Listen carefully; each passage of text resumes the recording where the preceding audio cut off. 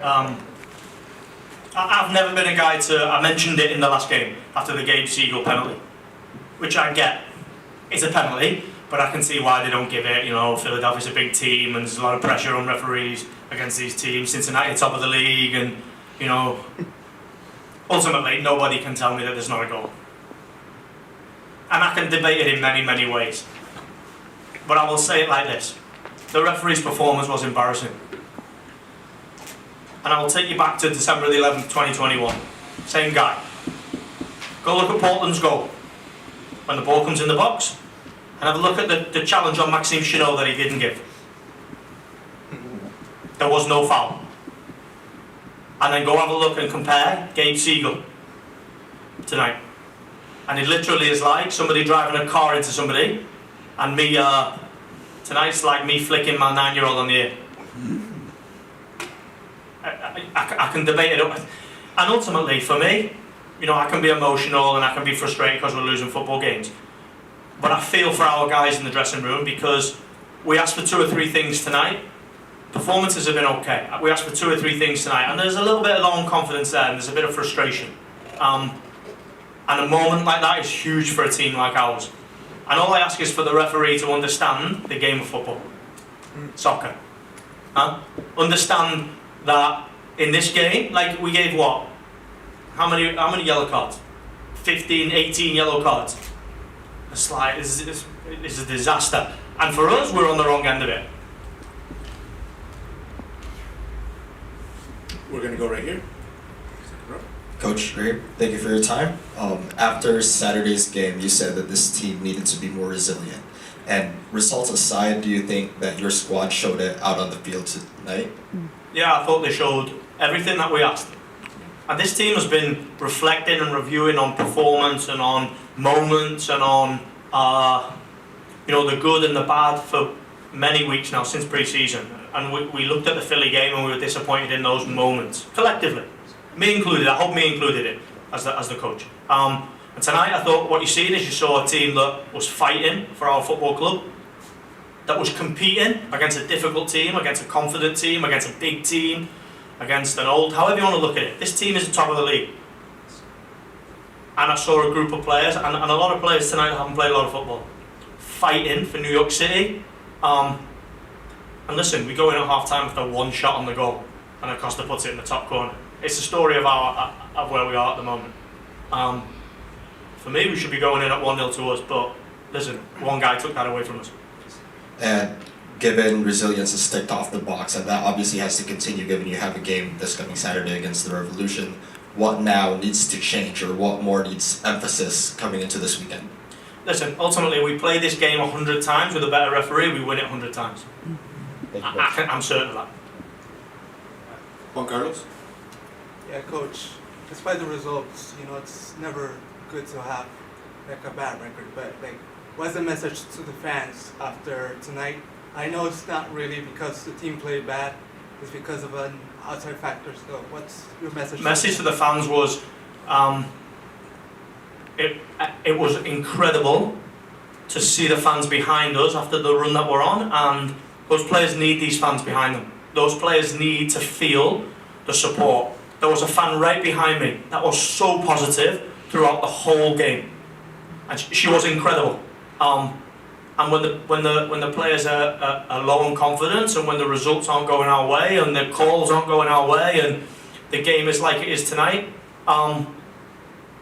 we need those guys. We need the fans behind us, and we felt it tonight. And I'm so proud of our fans tonight, because it's difficult to support a team that isn't getting results. It's difficult, but I really appreciate the support, and ultimately we will continue to fight. This will turn for us, and we will continue to fight on. I feel exactly the same tonight as I did at 1-1 at Cincinnati at City Field last year, when we scored an own goal and we drew the game 1-1 against the same team, and they didn't have a shot. We drew a game 1-1 where they didn't have a shot. It's impossible. Just like tonight, it's impossible. But you know, we'll fight on. It will make us stronger. We'll use it, and this will turn for us. And we know with the way that we're performing, we'll start winning football games. We're going to go with John, and then we're going to go with Joe Toss.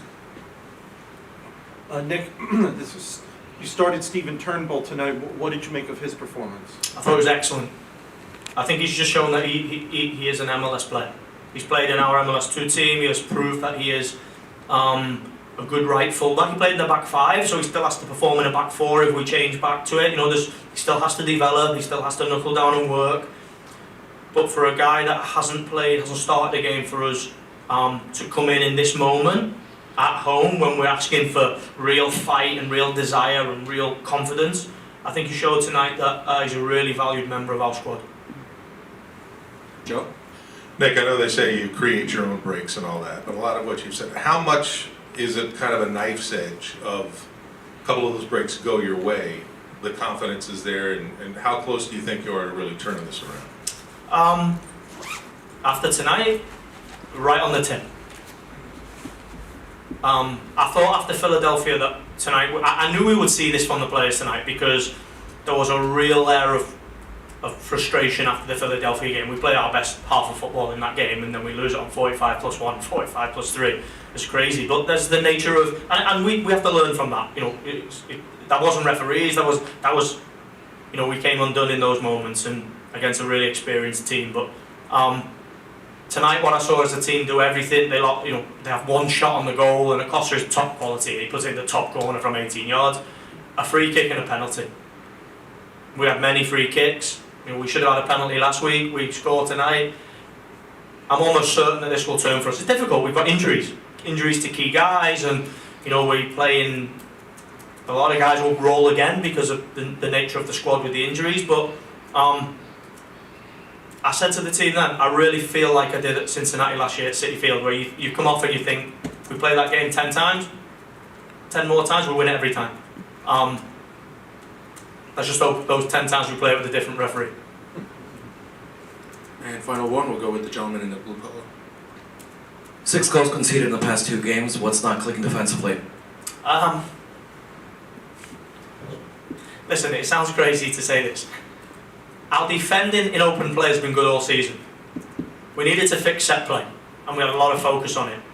You think of the goals against New England, those goals, they come from our turnovers in a team that is really working on trying to hone a style that our organisation wants to play. Tonight, you want me to go through each individual goal? I think we should squeeze the line tighter in the first goal. We will play Barrial. Barrial is so close to being offside, and we should play him offside there. So we have to. Ultimately, we've got a back three that have never played together, ever. Because of injuries, we put them in, and there's going to be those moments. Thought they were excellent for 99% of the game. And then, you look, the cutback, our structure in the box is perfect. It falls to Acosta. Listen, he sticks it in the one place that he's going to score. But it's quality. And in these moments, that goes against you. A free kick, which is a world-class hit from Barrial. But you get them in these moments, and a penalty. I actually think, you want me to debate the penalty? This is where the rule is crazy, in my opinion. Vasquez is offside when Keaton Parks heads the ball. And he heads the ball because Vasquez is offside. And then it pops up and Tony Alfaro is unlucky. But actually, if Vasquez isn't there, Keaton Parks doesn't head the ball. Probably runs through to Matt Freese. But the rules are that because he's offside but he's not interfering, 100% he's interfering. I thought defensively in the game, in a game where we played a lot of players that haven't played together, a back five that's never played together, one guy that's never played for us, Tony Alfaro is making his MLS debut for us, starting the game, Tavon Gray's playing inside when he has to play right back. I thought they defended the game really well. Of course, you pick up the paper tomorrow, you open it up, you see 3-1, you think they defended it really poorly, but that's the nature of the moment that we're in. Great. Thank you, everyone. Thank you. Coach.